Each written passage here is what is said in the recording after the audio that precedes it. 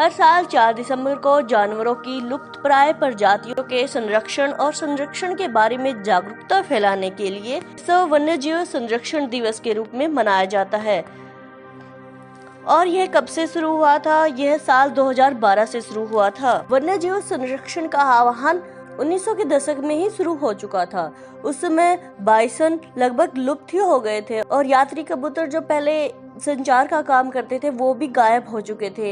इन दो घटनाओं से जनता को विलुप्त होने की अवधारणा से परिचित कराया। मतलब उस टाइम लोगों को ये पता चला कि पक्षी भी शायद विलुप्त हो रहे हैं। तो इसी को ध्यान देते हुए कई वर्षों के दौरान वन्यजीव संरक्षण के बारे में जागरूकता पैदा करने के लिए बहुत कुछ किया गया। हालांकि वर्ष 2012 से पहले ये नहीं मनाया जाता था।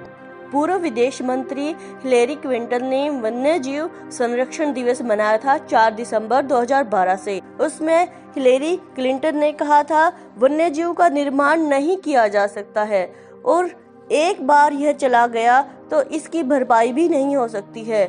जो लोग इससे अवैध रूप से लाभ उठाते हैं वे न केवल हमारी सीमाओं और हमारी अर्थव्यवस्था को कमजोर कर रहे हैं, वे वास्तव में अगली पीढ़ी से चोरी कर रहे हैं। और यदि आप भी पक्षी प्रेमी हैं या पशु पक्षियों से प्यार करते हैं तो सर्दियों की शुरुआत हो चली है और ठंडे प्रदेशों से पक्षी हजारों मील की यात्रा करके सुरक्षित आश्रय की तलाश में भारत पहुंचने लगे हैं।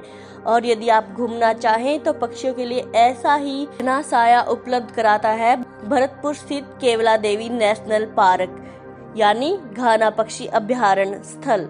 और यदि आप पक्षी प्रेमी हैं और घूमने फिरने के शौकीन भी हैं और भाग दौड़ भरी इस जिंदगी में कुछ पल सुकून के बिताना चाहते हैं तो इस मौसम में केवला देव नेशनल पार्क आपके लिए एक बेहतरीन विकल्प हो सकता है।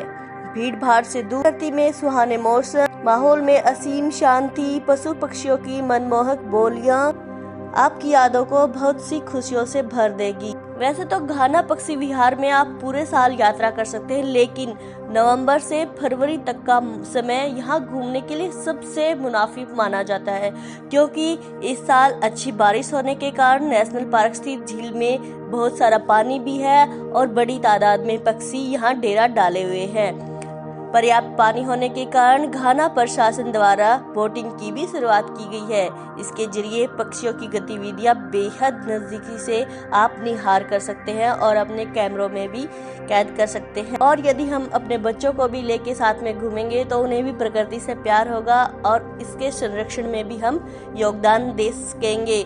आइए हम भी वर्ल्ड वाइल्ड कंजर्वेशन डे पर थोड़ा योगदान दें और अपने प्रकृति को और अपने प्रकृति के संतुलन को बनाए रखने में इसका योगदान दें।